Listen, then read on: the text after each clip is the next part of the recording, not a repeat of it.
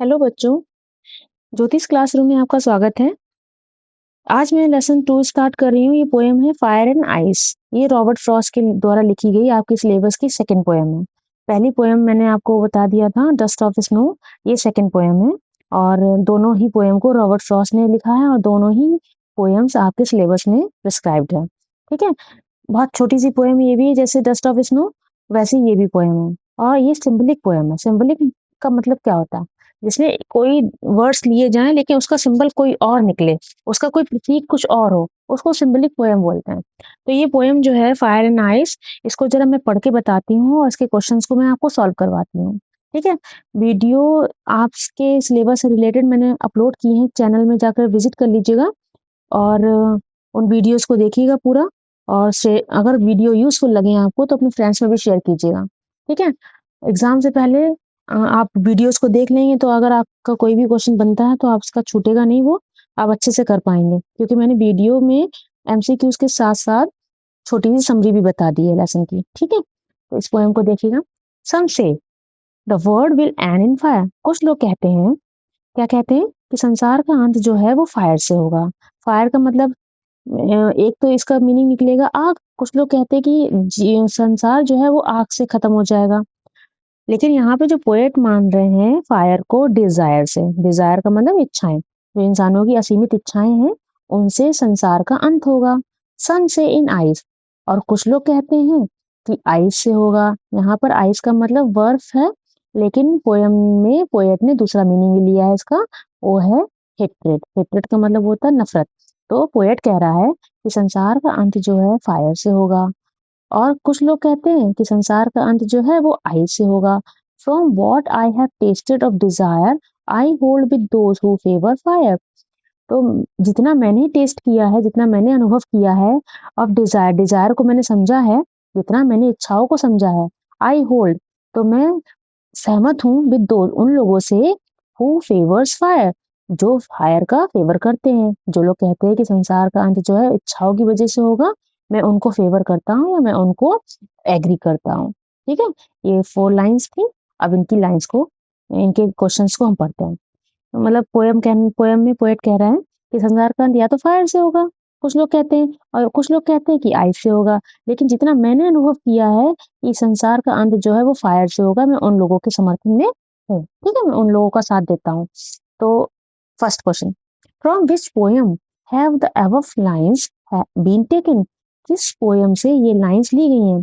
बच्चों, पोएम की लाइन्स आपको अगर पता होंगी तो आप बता पाएंगे कि कौन सी पोएम है। ठीक है, अगर पोएम की लाइन्स ही नहीं पता होंगी, उनकी मीनिंग ही नहीं पता होगी, तो आप बिल्कुल पहचान नहीं पाएंगे और आप ये भी नहीं पहचान पाएंगे कि उस लेसन का, उस पोएम का राइटर कौन है। ठीक है, तो ये लेसन जो है इससे तो फिलहाल आप आसानी से पहचान लेंगे, क्योंकि फायर भी दे रखा है, आइस भी दे रखा है, लेकिन लेसन के राइटर का नाम भी पता होना चाहिए आपको। तो ये पोएम जो है कहाँ से ली गई? डस्ट ऑफ स्नो से। ये चारों ही पोएम आपके सिलेबस में है। अमांडा भी है, फायर एंड आइस भी है, a tiger in the zoo भी है, और डस्ट ऑफ स्नो भी है, जो मैंने पढ़ा दी थी। ठीक है, फायर एंड आइस आप इस पे निशान लगाएंगे क्योंकि ये फायर एंड आइस की है। Then question number second, who compose the above line. अब इसमें पूछा है कि किसने ये लाइंस लिखी थी। किसने लिखी थी? रॉबर्ट फ्रॉस्ट ने लिखी थी। ठीक है, option number D. The phrase hold with means, ये जो फ्रेज दे रखा है होल्ड विद, लाइन में आया था, देखिए यहाँ पर आया है ये होल्ड विद। होल्ड विद का मतलब, ये फ्रेज है। फ्रेज क्या होते हैं? दो या दो से अधिक शब्दों से मिलकर बनती है जो वर्ड्स, उनको बोलते हैं फ्रेज। तो ये होल्ड विद का मतलब क्या है? तो होल्ड विद का मतलब है बच्चों सहमत होना, एग्री होना। तो ऑप्शन नंबर सी जो है वो राइट हो जाएगा। ठीक है, टेक केयर नहीं होता है, डिसएग्री भी नहीं होता है, एग्री होना होता है। The cause of man's destruction is, destruction का मतलब होता है विनाश करना या नाश हो जाना। तो इंसान के, मनुष्य के विनाश का क्या कारण है? ठीक है, क्या कारण है? तो लस्ट है। लस्ट का मतलब होता है लालच या इच्छा। ठीक है, डिजायर, लस्ट है उसके विनाश का कारण। ठीक है, और क्वेश्चन नंबर 5 है, who is the speaker in the above line. In lines का स्पीकर कौन है? स्पीकर मतलब कौन? स्पीकर जो बोलता है, स्पीक करता है। और वो कौन बोल रहा है इस पोएम में? वो पोएट बोल रहा है। ठीक है, तो पोएट ही ऑप्शन ठीक हो जाएगा, सी नंबर ऑप्शन ठीक होगा। Then question number 6 is, in the speaker's opinion, speaker के अनुसार या स्पीकर का जो भाव है, क्या उसके अनुसार क्या द वर्ड, कि संसार जो है विल एंड समाप्त होगा इन, किससे समाप्त होगा?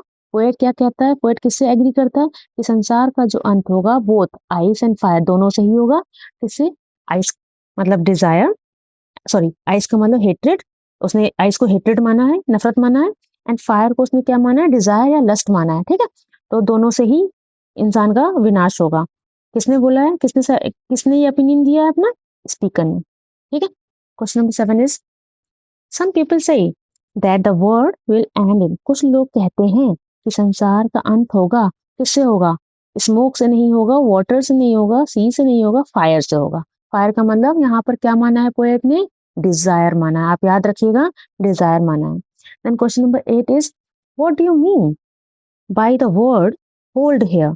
यहाँ पर हेयर, हेयर का मतलब यहाँ पर होल्ड जो वर्ड आया है पोएम में, उसका क्या मतलब है? व्हाट डू यू मीन, इसका क्या मतलब आप निकालते हैं? तो क्या निकालते हैं? होल्ड का मतलब होता है सपोर्ट। ठीक है, इस पोएम में होल्ड का मतलब जो है वो सपोर्ट है, तो आप सपोर्ट लगाएंगे निशान। ठीक है, देन क्वेश्चन नंबर 9 एंड इस स्टैंजा का लास्ट क्वेश्चन है, what does the poet compare fire with? ये इंपॉर्टेंट क्वेश्चन है।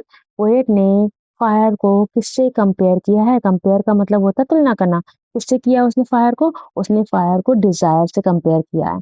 और अगर आपसे पूछा जाए, यहाँ पर लिखा हो कि what does the poet compare ice with, तो आइस अगर लिखा होगा तो आपका आंसर विल बी हेट्रेड। ठीक है, आप हेट्रेड पर टिक लगाएंगे। हेट्रेड, उसने आइस को हेट्रेड से कंपेयर किया है और फायर को उसने डिजायर से कंपेयर किया। ठीक है, now move to the next stanza.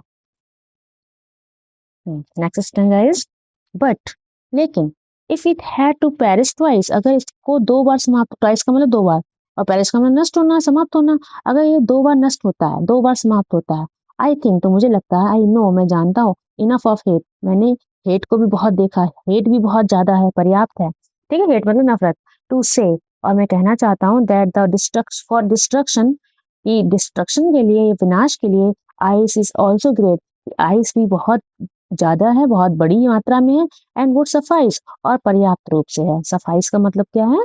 Enough होना। ठीक है, तो अब यहाँ पर आइस इनफ थोड़ी ना है, नफरत बहुत ज्यादा है। ठीक है, तो नफरत से भी संसार का अंत होगा। पहले तो इच्छाओं की वजह से होगा, लेकिन अगर ये संसार दो बार नष्ट होगा, तो पहली बार तो हो गया फायर से, दूसरी बार किससे होगा? वो आइस से होगा। और आइस का मतलब यहाँ पर क्या है? हेट्रेड है। ठीक है, नफरत है। अब आ जाइए question. First question is who composed the above lines? ये लाइंस को किसने कंपोज किया है? तो these lines have been composed by Robert Frost. ये लाइंस रॉबर्ट फ्रॉस्ट के द्वारा कंपोज की गई हैं या लिखी गई हैं। ठीक है, मैंने बताया था ना, दो पोएम आपके सिलेबस में है। Now move to the second question. If the word is to perish twice, अगर वर्ड दो बार, ट्वाइस मतलब दो बार पेरिश होता है, नष्ट होता है, द पोएट फेवर, तो पोएट किसका फेवर करता है? पोएट फेवर करता है पहले तो फायर का। ठीक है, और फिर उसके बाद आइस का। If the word is to perish twice the poet favours, पहले तो पोएट हमारा फेवर करता है फायर का, और फिर किसका करता है? वो आइस का भी करता है। ठीक है, next question, what enough to destroy the word is? संसार को डिस्ट्रॉय करने के लिए क्या चीज इनफ है? इनफ का मतलब होता है पर्याप्त होना। क्या इनफ है? वो है हेट्रेड। हेट्रेड का मतलब नफरत। ठीक है, then question number last, the word, शब्द, कौन सा शब्द? सफाइस मीन्स, सफाइस जो वर्ड आया है उसका क्या मतलब है? तो इसका मतलब है टू बी इनफ, पर्याप्त होना। ठीक है, तो क्या चीज इनफ होगी संसार का नष्ट करने के लिए? हेट्रेड भी बहुत ज्यादा है। ठीक है, तो ये क्वेश्चंस थे 4 स्टैंजा के। आई थिंक अच्छे से समझ में आए होंगे। वीडियो में अगर आप पहली बार हैं तो इसको लाइक एंड सब्सक्राइब कर दीजिएगा, फ्रेंड्स में शेयर कीजिएगा, और भी वीडियोस मैंने अपलोड किए हैं, आप उनको भी जाकर देखिएगा। Now thanks for watching it.